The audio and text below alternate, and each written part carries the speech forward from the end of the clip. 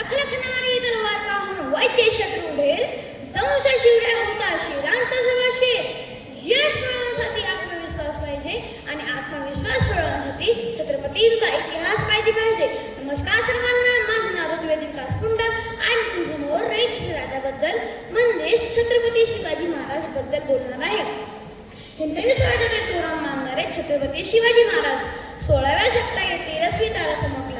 सोनेरीवर तुफानचा गडगडत झाला. अरे माझा राजा जन्मला, माझा शुभ जन्मला. 19 फेब्रुवारी 1630 रोजी शिवनेरी किल्ल्यावर शुभांचा जन्म झाला. शिवाजी महाराजांचे आईचे नाव जिजाऊ होते. शिवराय म्हटले कारण संस्कार जिजाऊचे होते. म्हणून म्हणावेच वाटते, थोर तुमचे कर्म जाऊ, उपकार कधी फिटणार नाही. थोर तुमचे कर्म जाऊ, उपकार कधी फिटणार नाही. चंद्र सूर्य असेपर्यंत नाव तुमचे भेटणार नाही, नाव तुमचे भेटणार नाही. असा वीर नातूने घडवलेला पुत्र कसा असेल हो, कसे असेल ते राज्य, कसे असेल ते स्वराज्य.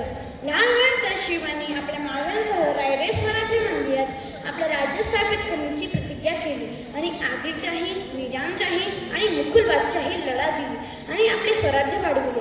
महाराजांचा मृत्यू 3 एप्रिल 1619 साली झाला.